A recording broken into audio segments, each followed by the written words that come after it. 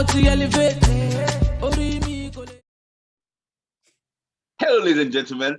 Welcome to the Two Brothers channel. I'm one brother.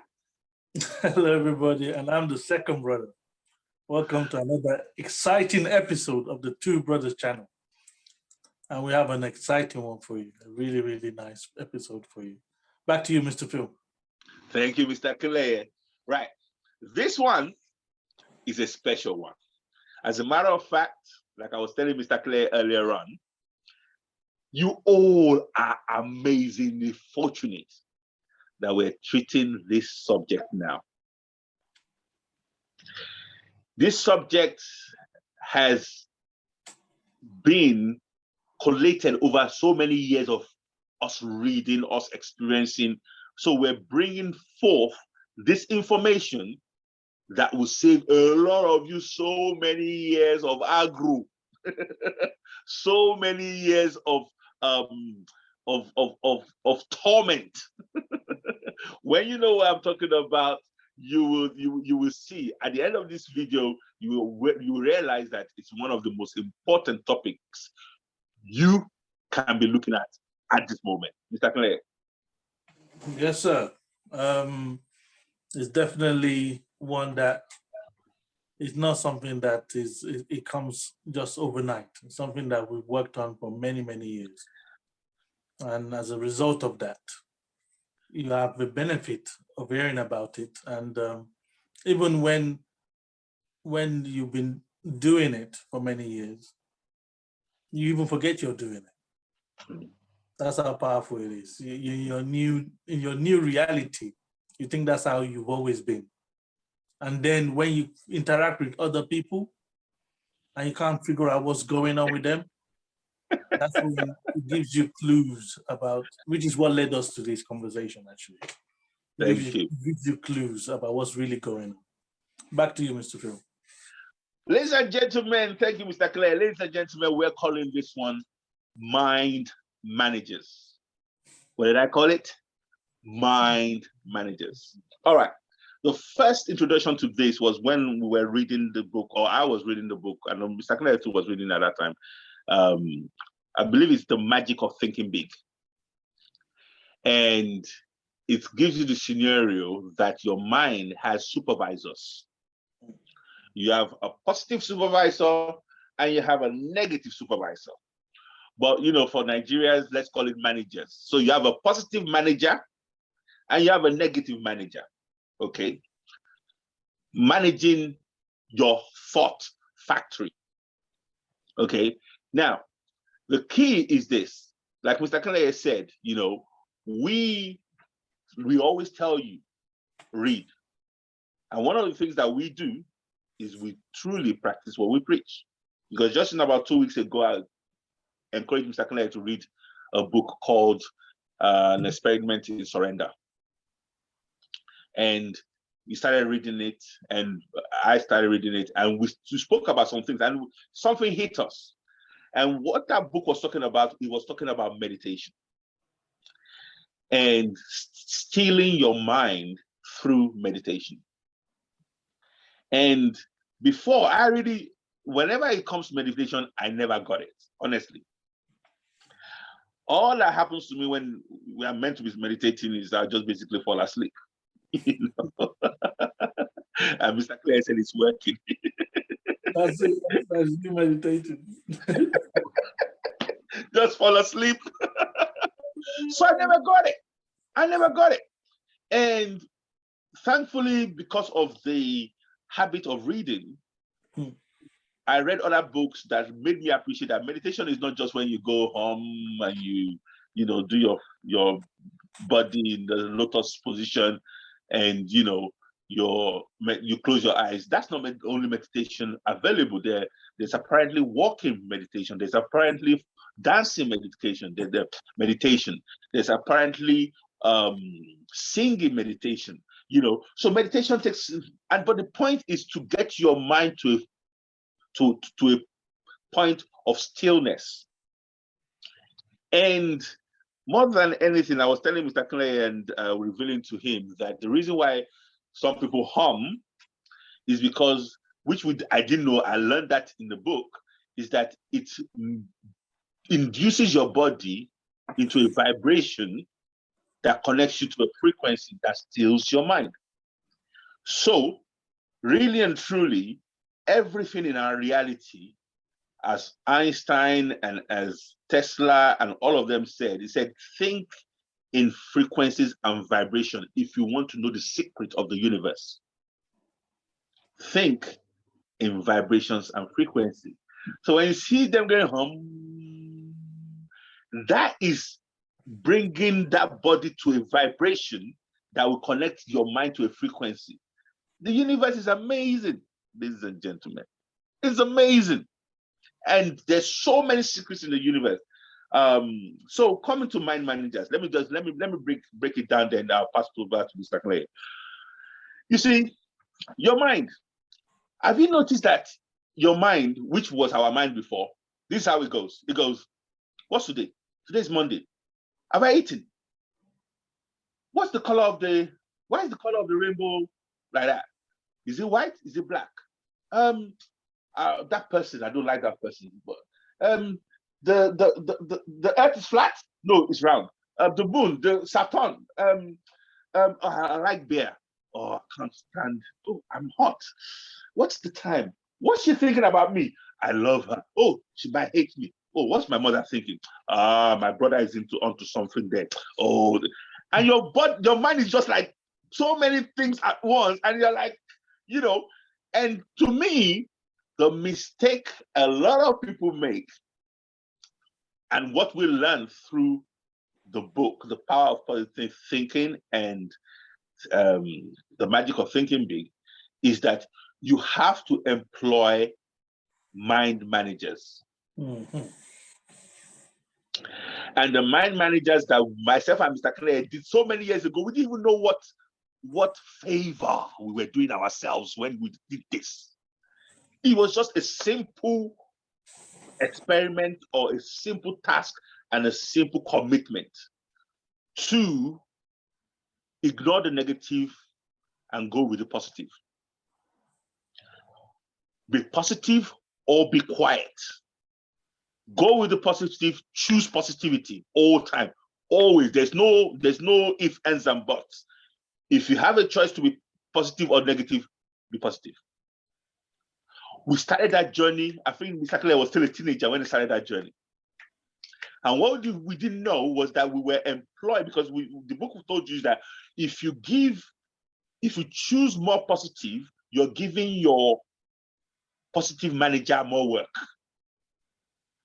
And if you're not employing your negative manager, what it will happen is that it will become redundant. Mm. After a while, he will sack himself. Mm. Because the positive manager is now the one running the factory. What factory? The thought factory.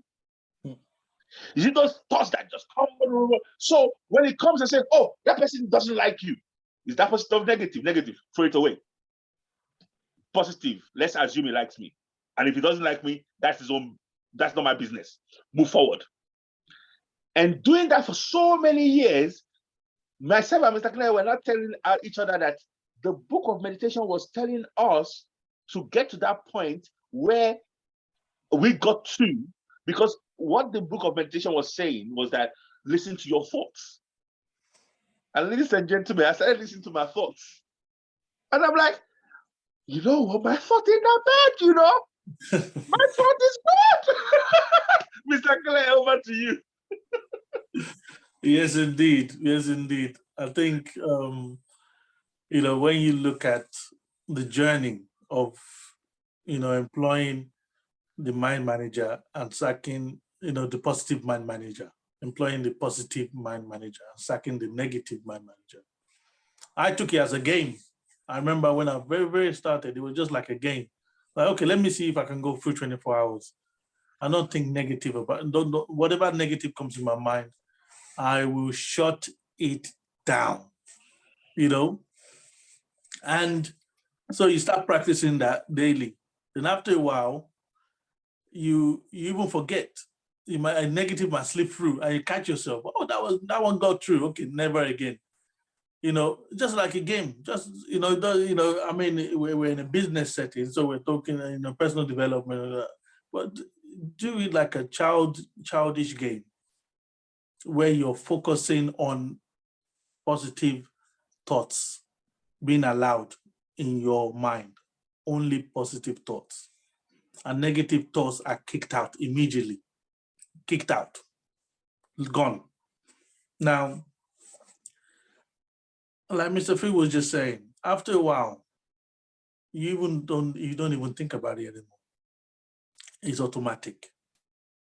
But the benefits of it are so big. The benefits of it are so big because our thoughts is what drives our reality. You're experiencing something, it starts from your thoughts, it starts from within, it's not from outside.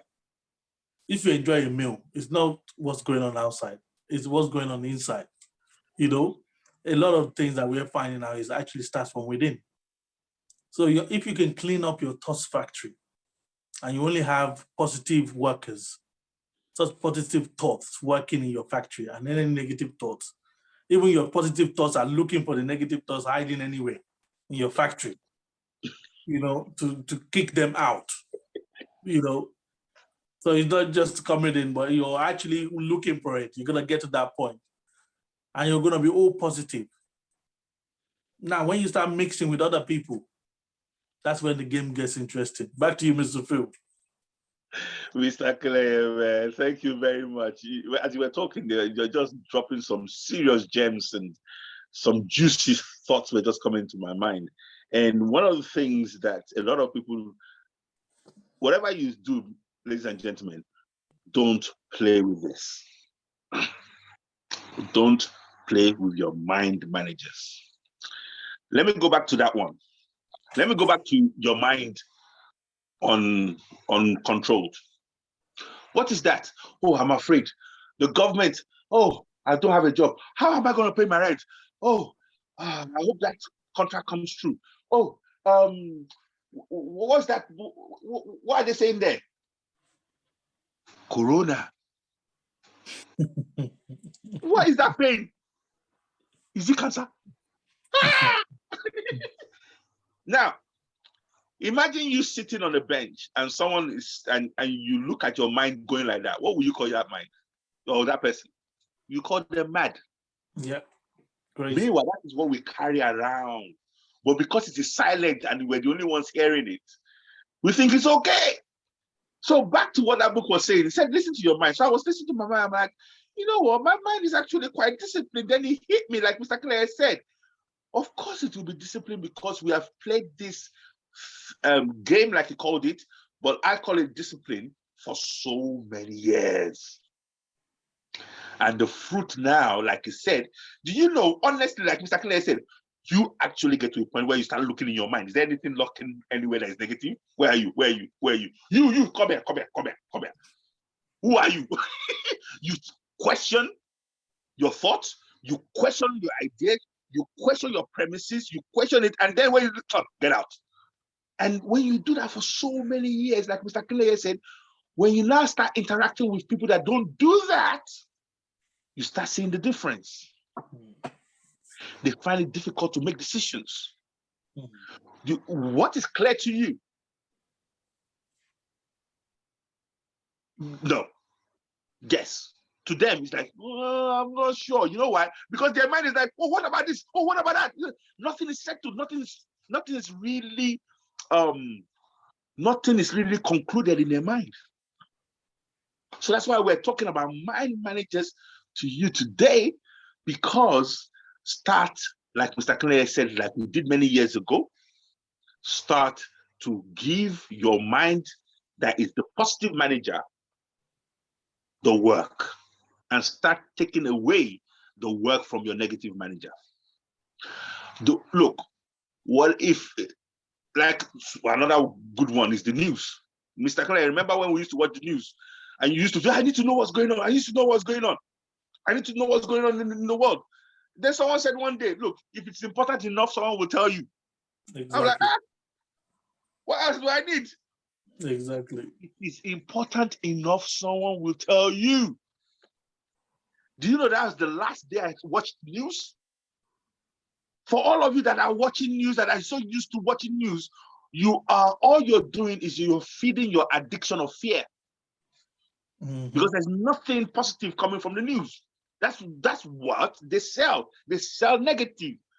When was the last time you look? News is about getting people to watch. They don't sell positive news on this news. It's always someone said it's cut off. Someone has blown up. Someone has flew from a building. Someone has, oh, the economy is bad. Oh, the government is going shut down, lockdown.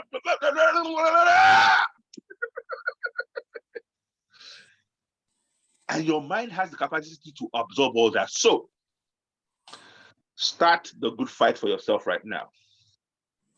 Start saying no to the negative thoughts. Start employing the positive thoughts. Okay. Now, what is important before I quickly hand over to Mr. Clay is this. Again, it's not about good or bad. Hey, I'm not going to rule it out. Someone out there might say, you know what? I want to sack my positive manager. And I want to employ my negative. You know what? Do that. At least there's going to be less conflict in you. Well, you know what? I'm on the positive side. I'm on the abundance side. So I will recommend strongly, but I can't say, I'm not looking about good or bad, but I will recommend strongly sack your negative manager. And how that happens is that you take work away from them. You stop employing them. After a while, they will walk away with themselves. Mr. Clay. Yes, sir. So, a lot of things that were just coming through my mind as you were talking. And it's amazing how we, when you spoke about the news, I remember the exact same thing. They said that to me as well. And when it gets really bad, somebody will let you know. And trust me, today, when it got really bad, somebody did tell me. I didn't miss anything. Somebody called and said, didn't you hear? Hear what? Because another thing about this is, because when you sack your negative manager, your life takes a totally different trajectory. Things will start working out for you. People will just say that, how come it gets this result and I don't get it? How come people want to be with me and they don't want to be with you? Because the first thing in the morning, I wake up and I'm excited to be alive. Hello, good morning, how are you? Everything is great. Because I haven't fed on the news. I haven't fed on bad news. I haven't even imagined what could possibly go wrong. Whereas people that have been cultivating that, the energy, it's like they enter the room and the darkness that comes into the room with them. You don't want to be associated with that. Trust me. So what we're saying is a lot more people will be attracted to you because people need positives in their lives. And there's not enough of me and Mr. Phil. Because let me ask you, how many people around you would you say are always positive? Answer me that question. Is there somebody that you know that, okay, that guy is always positive? Apart from Mr. Phil, I haven't met one. But like, unless I've been working on this journey with them, then I know, okay, yes, they're reading the books and their mindset is being changed. But what we're saying to you now is be a change agent. Be one of those people that will be managing positive managers only. Let that be on your door. Positive managers only. And work on it. And you will be surprised how much you will benefit from this. You'll be surprised. Back to you, Mr. Phil. Thank you, Mr. Clay. There's a lot of surprises in store for you. When he says there's a lot of good stuff in store for you. Now, one of the things I want you to actually notice, and you might not know this, but did you know you are not your mind? I want to that sharp. Yeah, I choked myself. Did you know you are not your mind? Like I said, people go, "What are you saying, Mr. Phil? I'm not my mind." You are not your mind. Simple exercise. Let me prove it to you. We're saying that you have positive and negative thoughts. Is that not right? And we say that you are employed a positive manager or negative manager. Is that not right? Okay. The question is, who is doing the employing? That is the real you. The real you is your consciousness. I call it the chooser. The real you is that part of you that is able to choose. That's why I call your consciousness the chooser. So you got managers. Guess who is the CEO is? The CEO of your mind is actually your consciousness. So the real you. So here I am now. Let's break it down. Let's not go too deep, but let's break it down. This is my body. This is not Mr. Phil. Just like this cloth moves because I'm in it, my body moves because my consciousness is in it. This body is only there for my consciousness to be able to interact with the three-dimensional world. Without this body, I will not be able to touch this table. My consciousness cannot touch this table without this body or lift this table. My consciousness can see it, can recognize it, but it will not be able to lift it. Okay? Now, my mind is a tool for my consciousness. Just like a piano has so many keys of beautiful music, but unless you have a player that will play that music, that piano becomes dormant. Your mind is like that piano. Now your consciousness is now the player of that piano.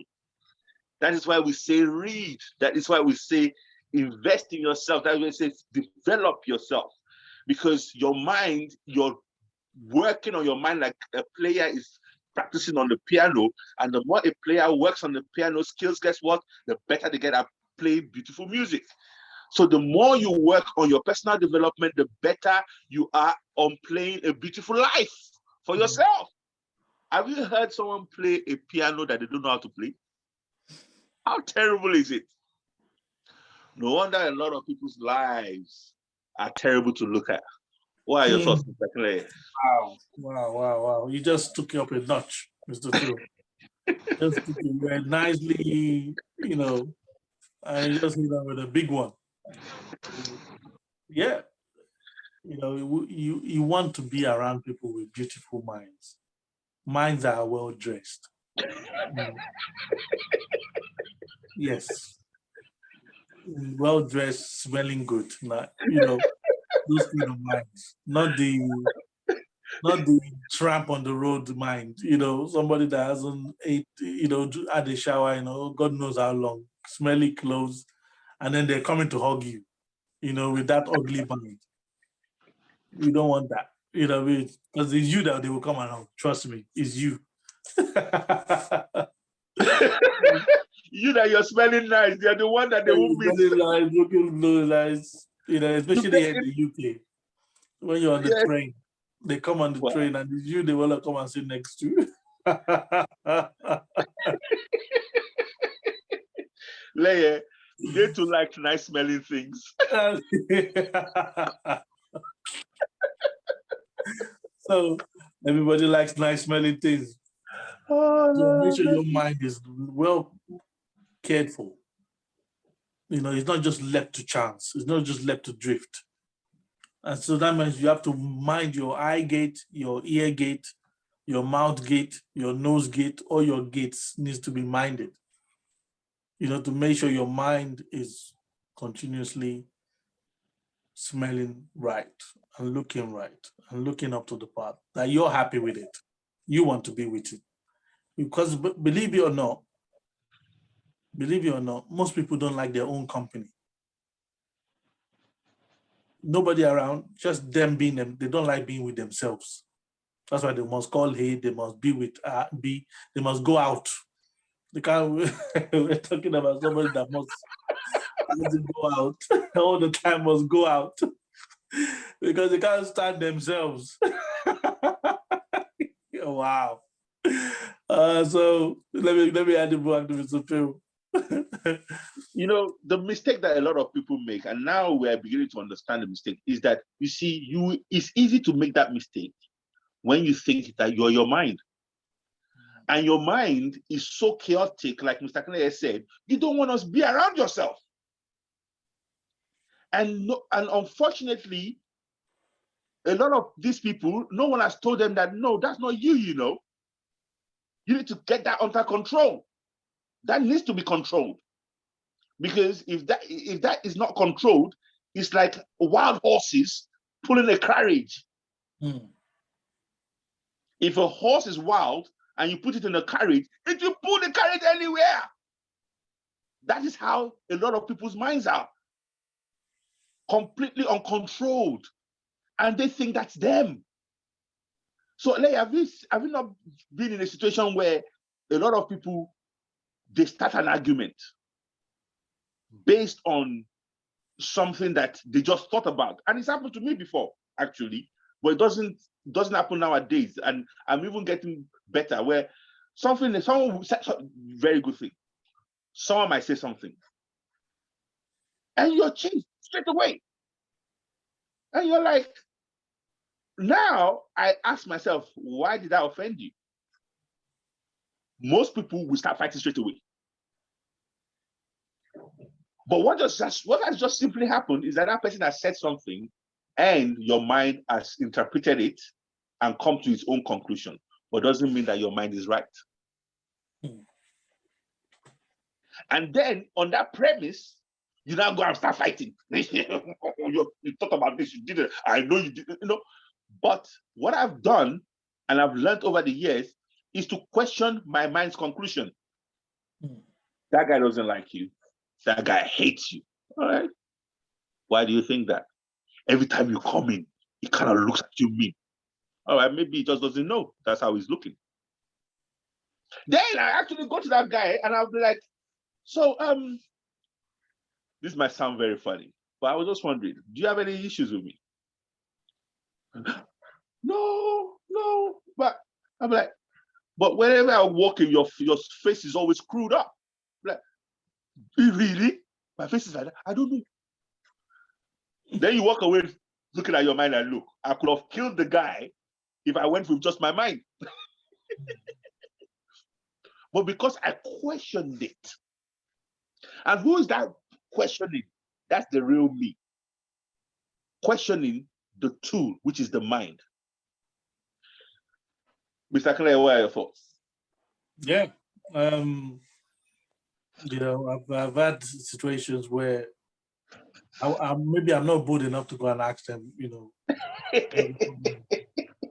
You know, I just tend to, the guy doesn't like you. He doesn't like me. Okay, I'm going to give him all the space he needs. You get all the space you can enjoy. And I've never missed him. So, that's how I deal with it. You know, I don't even confront them. I just leave them okay. alone.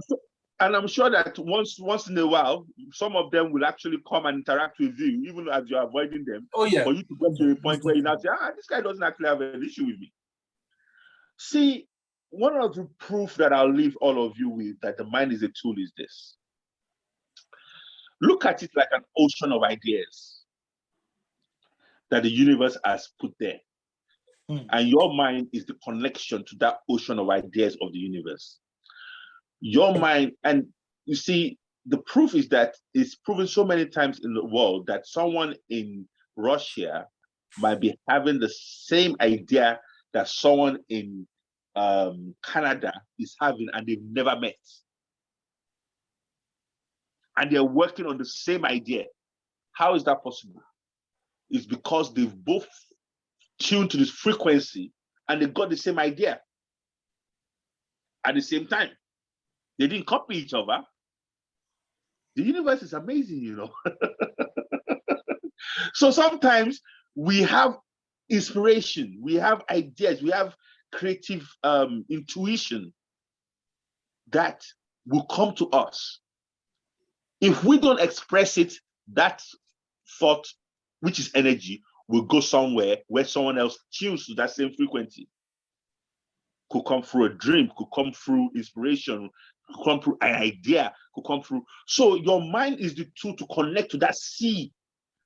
Don't think that you're that sea. You are the chooser of what you will use your mind to connect to in that sea. And what we're saying is that we choose to connect to positivity. And because of that, the results we get is a calm mind, a beautiful mind. Honestly, I was listening to my mind, man. I'm like, yeah, man, you're serious, man. Well done.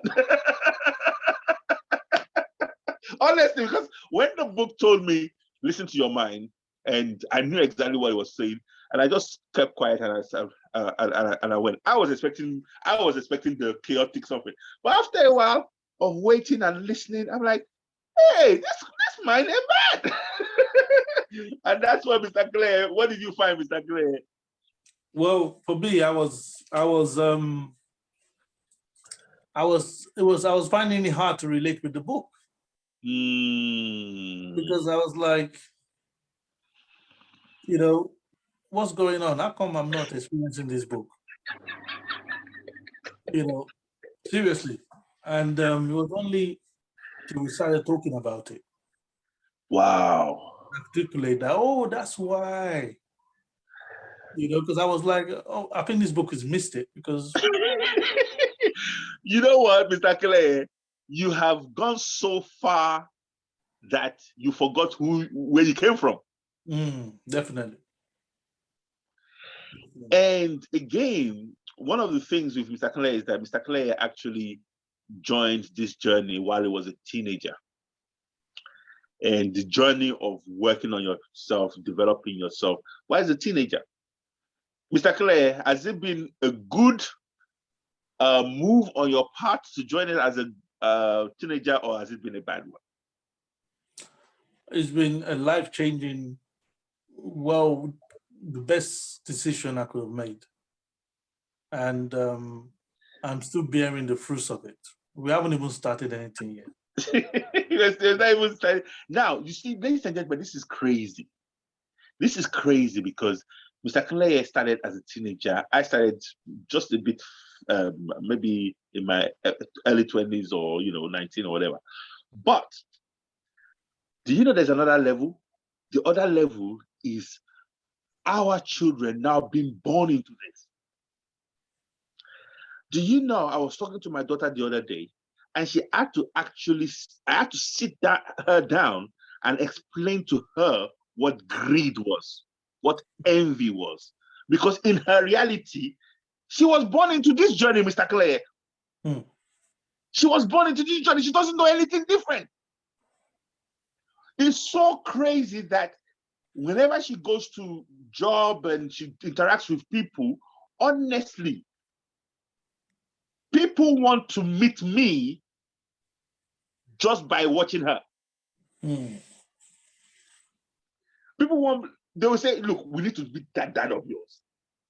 Because to them, the way she is, and I look at her, she doesn't have to deal with the kind of baggages we have to deal with, Mr. Clare. Maybe this is where we will end. What kind of baggages did I have to live with? Look, in Africa is too superstitious. And all superstition does is instill fear in you. And the greatest destructive force on earth is your negative imagination. Do you know that people have actually imagined themselves into internally combusting? That means that you can actually use your imagination to actually explode yourself from the inside. Some of you will know what I'm talking about, that you can actually use your imagination to actually feel pain on your body. Yeah. I've had dreams that I've woken up and I felt like maybe something bit me, and I was looking at my hand because it felt real. That's the power of your imagination. But in Africa, it is used in that's the word I'm looking for. It's used in an irresponsible way. Bang, bang, bang, the king said nobody should come out tonight. If you come out tonight, the spirits will take your soul and you will not, and a child hears that and is thinking, spirits are out tonight. The spirits are out tonight. And you find out at the end, all it is that the secret societies want to do a march in the darkness and they don't want anyone to disturb them. So they told everybody that the spirits are going to be out. And a child like me, we hear that. And we're like, oh, the spirits. Then from there, they cannot tell you about the spirits in the forest, spirits in the water, spirits in the air, spirits in the air. And it's until you come to a land like the UK that you find out that no one talks about spirits.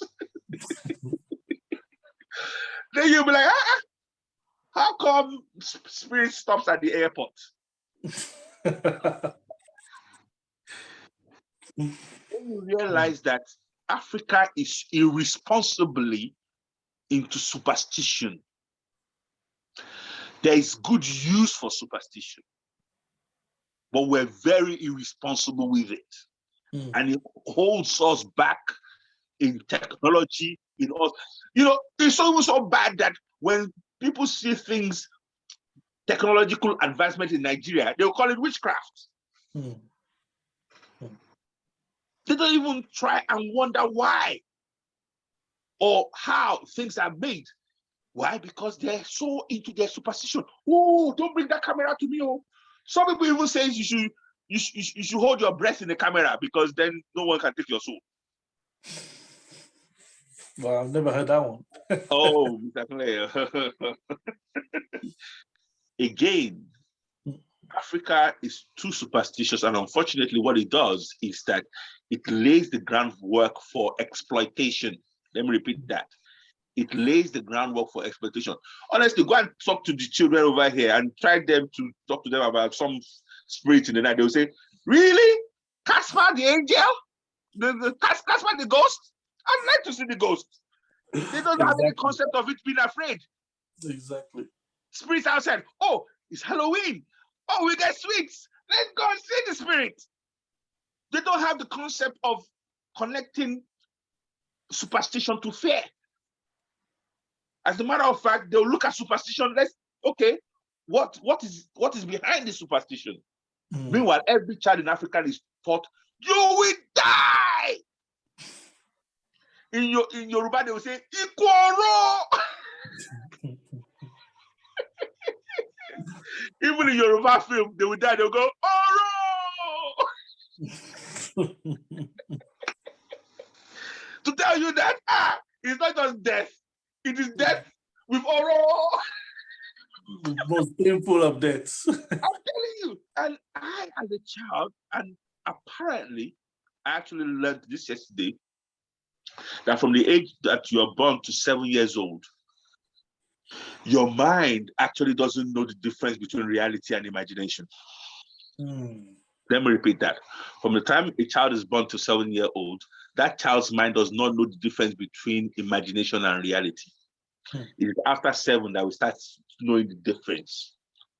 So any input you give to that child is as real as reality.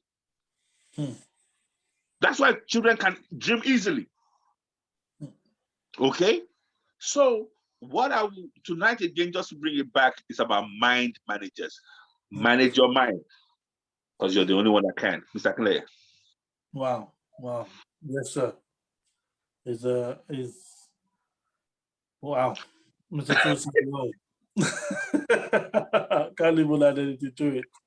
So on that note, I'm gonna bid you guys a good night and make sure we don't see any negative managers sneaking in, trying to arrange a team meeting in your mind. Okay? Make sure your positive manager has got rid of it completely. Good night and God bless.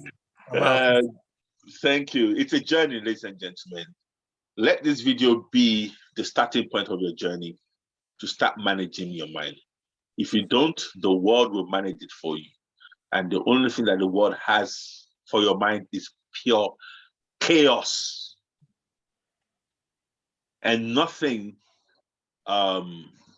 desirable will come from a chaotic mind. Okay. I know Mr. Clay has bid you good night. I just want to touch on this before we go that this has actually given me a bit more empathy for people. Because one of the things that I've done is I've seen a lot of people, I'm like, why are you thinking that way? What's wrong with you? Now I'm understanding that, it's because they don't know. They are in conflict with themselves. It's like eating yourself from the inside. What we've done tonight is giving you the key, and we've pointed you to the door of your salvation.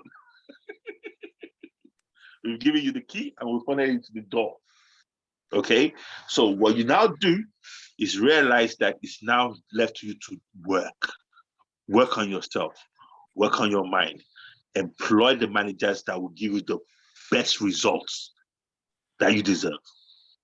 On that note, as usual, peace and love. See you in the next video. God bless. Bye-bye.